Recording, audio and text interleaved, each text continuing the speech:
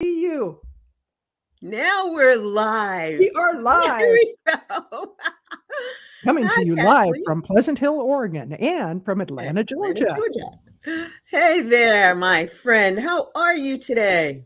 I am fantastic. I started the day with a run at 6:30 this morning. It was about 40 degrees, very brisk, and I thought of something as I was running because there's this area that I run that. In the last 3 or 4 days, I've been dive bombed by birds. And I'm like, what the heck is going on? Well, they're building a nest.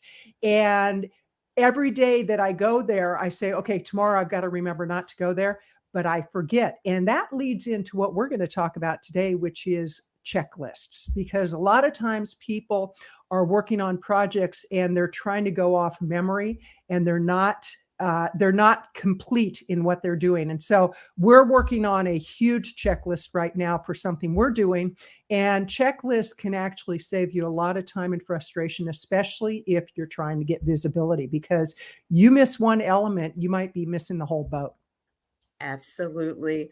I love that. It reminds me of my corporate years and trying to keep myself in the space of high productivity, high performance.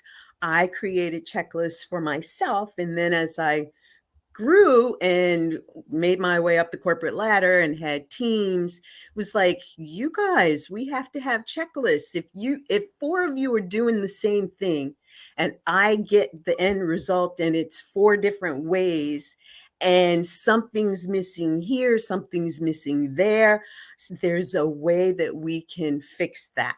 Right. And I became known as the checklist queen. But it's like you said, Kathleen, this is a strategy that not only increases productivity, it decreases the amount of errors, it decreases the amount of things that you forgot you needed in this, that, or the other. It's one thing to have something on the checklist and then say, oh, I don't need that, Right. versus not having it and needing it and skipping over it and getting to the end and saying, wow, why didn't I think of that? What? Absolutely. Well, that's they've done studies with people who go grocery shopping, and when you have a list and you really think through, okay, what do I need to get at the grocery store? You tend to get everything that you need if you have a list, and you tend not to overspend, because when we go in without a list, without being prepared, we grab this, we grab that, we do a lot of impulse buying, and then we leave and realize the very thing we went there for. And the older we get, the more this happens. But the one thing we went for, it's like, whoops, forgot that. And so checklists are good in a number of different areas. It could be if you're going to be training a housekeeper, for example, you want to have them know how you like things done. If you're working on a project, like we work on a lot of virtual events, we produce podcast shows for ourselves and for others. And there are very specific things that you absolutely must add to the mix. So checklists are like standard operating procedures, where it helps you to be thorough in what you're doing. It saves you time, and time is money. Absolutely. And the thing about checklists are they are a part of your standard operating procedures because your procedures have the description of what it is that you're doing and why it is that you're doing it. And then it has the checklist component. And when you have those checklists, you really can increase everything positive about what it is that you're doing, whether you're wanting to increase revenue, increase your exposure, increase your opportunities to connect with clients or new customers, even when it comes down to your outbound calls. Right? You've got your list of prospects that you're calling. You want to make sure that you're covering all the bases, and you don't necessarily want to operate from a script. But if you have a checklist, you can check off the items that you know that you want to cover during that phone conversation. And that's the value of checklists. If you don't have checklists in your business, there are easy ways to create them. You can use Canva, you can use Word, Google Docs, you can use an Excel spreadsheet. Right. Just do it. And so, Kathleen, give us an example because you always come up with these great stories. Give us an example of a customer or client that you worked with that you gave or you helped them to create a checklist and the benefits that they got from that. Well, a great example would be my client who has a podcast show, and she's never done podcasting before. And we have the checklist of like, we start with who are we going to reach out to? Then, based on who we reach out to, once they say yes, what is the process of what we need to make sure we get to them? So, and inside the message that we send to them is a checklist of here's what we need. We need your bio, we need your high resolution headshot, we need your URL, we need your social media handles, and all of that assures that they're going to get more visibility. So a great example would be working with my client when she is doing podcast episodes. Now, that's leading up to the actual podcast. Then we record the podcast. There's the editing process. And I have people I work with who do some of the editing. I have a checklist for them. It's like, okay, you need to make sure this verbiage is put into the reels, for example. You need to make sure that you use this particular commercial, this intro, this outro. And the more specific you can be, the easier you make it on the people that you're working with. Because a lot of times we assume that people should know something. If they've never been taught, they don't know. So then you do the episode, you do the editing. Well, then comes the post recording, which is the uploading onto whatever hosting platform we're using. There are certain things you need to make sure that you've included in that. Then there's the YouTube video, and then there's the promotions. What do you do with the promotions? And you're great with lists too. I mean, you are truly the queen of lists. And a great example would be using a platform like Buffer. You know, what do you need to know in order to use a platform like Buffer, which is a feeder onto your social platforms? And that right there can save you a lot of time, frustration, energy, and again, it all equates to money.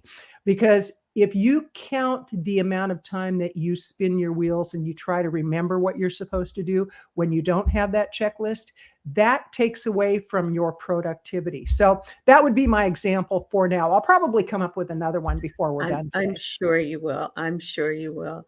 And as you were talking, it brought to mind the fact that you always have something to go back to. If something happens that you need to go back and say, what do we do on this one? Can we use what we did on this one for this one? Right. And it makes for great opportunities in that regard as well. And one of the other things, I'm seeing this little piece of hair sticking out. One of the other really big things that you can do with your checklist is have a system where, for me, it was, is this file complete? Is this client project complete?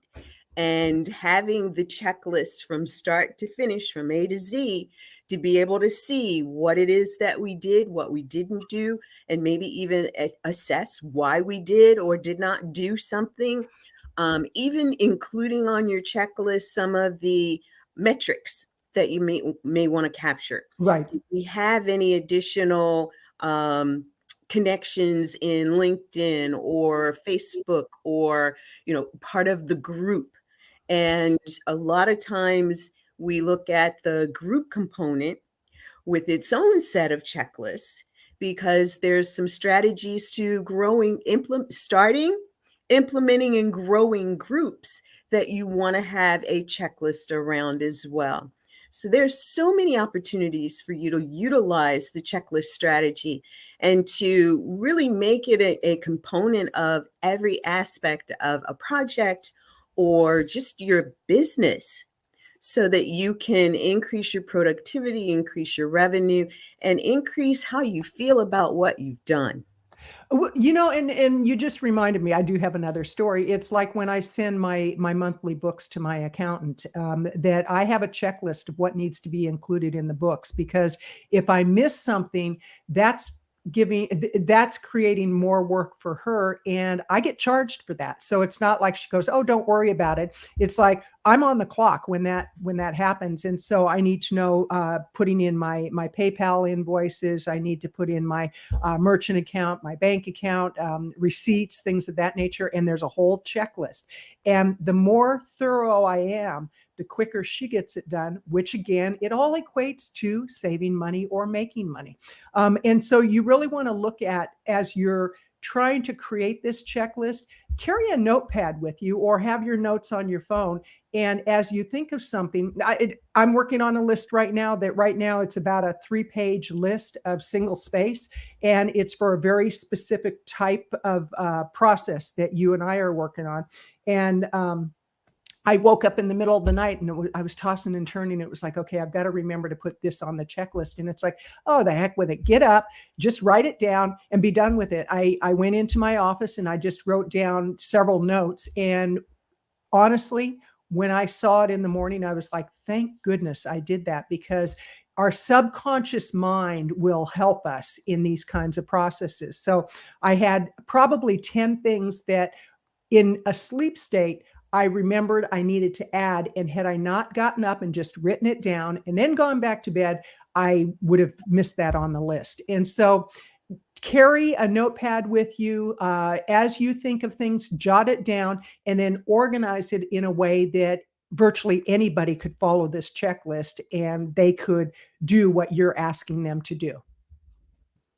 I so agree. And using checklists has honestly improved everything that I've done in my business. One of the reasons that I believe, able to climb the corporate ladder was because I was organized. And when you think about being organized, it helps to facilitate collaborations and delegation, because you really get an opportunity to look at the things that you're doing and ask the question, can someone else do this? Is somebody on the team do this for me? A lot of the things that Kathleen and I are working on, we're actually examining which aspects a team member needs to do. And your checklist will give you the opportunity to make that assessment and do it easily. One of the reasons that we tend to not want to delegate is because we think that we can do it faster, better. And sometimes it's not about faster or better. It's about, do I really need to spend my time doing this? And when you develop your checklist, it's a valuable a tool for your team. We devise checklists and then have these aspects that actually are the team members' focus, and create a checklist of those items as well. So you can have a checklist that relates to what you do and pull out of that what your team members can do. You just reminded me of something that's really important when you're working with a team, that you need your standard operating procedures with working with your team. And for example, one of the things that we do ask our team members to do is to really be very accountable for the time that they spend on a project and which project are they working on, so that as we're billing it out, we know where their time went. And it's so interesting because oftentimes team members don't have that kind of a discipline in other people they've worked with. And you may have to remind them a few times, but then it gets to the point of like, you shouldn't have to remind them anymore, but it's having a checklist for them. Okay, every day you must do A, B, C. And again, that saves a lot of frustration, a lot of time. And I keep going back to the money, but that is the reality. You can increase your profit margins through having checklists, through having standard operating procedures, and through having good communication. And really keeping your finger on the pulse of what's going on in your business, and not assuming that people know how to do something until you've really worked with them and you've shown them the way that you like it done within your business. Yes, that's key too. It's like some things you know how to do, like editing a video. If you're a video editor, you know how to do that. But to know how to do that versus to know how the client wants it Bingo. done is different, and your checklist will give you the opportunity to tailor your tasks to the particular client or project. The other thing that I want to talk about is stress. How many of us go into our offices each day and we know, and we've got this list of things to do, and we're picking off the things one by one, but how much more productive could we be if that list actually translated from that one item to a checklist for that one item? Give And a me an checklist. example there. Let's dig deep into how that would work. Well, for me, we've got a client who is preparing. So she just finished a 4.5 hour event, a Mhm, mini summit mhm, event. mhm. And the checklist items for pre-event were taken care of, post-event set up and being taken care of. But at the same time, and we always do this, what's the next thing? Well, her next thing was a masterclass. So Right. you've got post-event stuff that needs to be done. You've got masterclass things that need to be done. And a lot of those items not only are things that you have something to do with, I have something to do with, but we have team members that also have a part of that. So Right. we've got a master checklist. And then what we do is pull off our pieces and devise our own checklist. And our team is getting to know more about how we're doing this and why we're focusing on this. Because if you've ever walked into your office and felt like my to-do list is arm's length and there's no way I'm going to get to it, so I'm going to go through and prioritize. Okay, these are the top 3 things. Great strategy. But then you look at those things, and each of those have 10 things Right. that need to be done for them. How do you do it all? And I have to tell you that even to start the day, if you're somebody who doesn't have a standard checklist for things that you're doing, like a pre-event, we know the 25 things that need to be done for pre-event, Mhm. post-event, the 35 things that need to be done. And, the cycle continues. But if you've got something that you know you need to do and you don't have that particular checklist for it, right then, take 5 minutes and create it, because that will save you in the long run from being distracted, coming back to it. Now, what do I need to do? Trying to think about what it is that you really have to do. You've got it all outlined. And that's one of the things that I find for me is quite beneficial as well, because sometimes the things on the master checklist aren't necessarily some of the things that come up on a day-to-day Correct. basis. Correct. And So, and another reason that you want a checklist and you do want to have your standard operating procedures and make them available to the key people is, let's say that you have an accident. Let's say that you have mm, surgery. I remember when I broke my wrist a couple of years ago, it was like a few things in my business came to a standstill because I knew what needed to be done, but and once I went through my surgery, I had to recover for a while, and if I would have had the checklist, then I could have given it to my team member, which I did. I did have a checklist, and at that time I was working quite a bit with Amber and her team, and phenomenal because they knew what to pick up, they knew what to take care of, and that's why you have to have really good communication with your team, because if something does happen, and maybe it's not to you personally, physically, maybe it's a weather condition where you lose power. The other day, for no known reason, my power went out. And I had to let some people know that, hey, I don't have power, and here's what needs to be done. And they were able to do it because we have the checklist. And we're creating more and more checklists depending on what the process is and the project is. And for example, uploading an episode for your podcast. If it's audio only, you have a checklist for that. If it's audio and video, you have a checklist for that. What goes in the show notes? All of that is key to your success. it definitely is. And I can't tout doing checklists enough. I mean, I can't. There's nothing more valuable in the process of doing business than having your checklist for standard types of things as well as for those non-standard Correct. things. And take the time. If you've got a non-standard thing and you know that it's got 3 or 4 or 10 components to it, list it out. Have yourself a little sticky pad where you can put at the top the one thing and then list all the things that go with it. That is going to be a lifesaver for you. Absolutely. So with that, we have reached our time. And VLynn, this has been delightful. How do people find us? VeganVisibilityProductions.com. And I will show, here it is.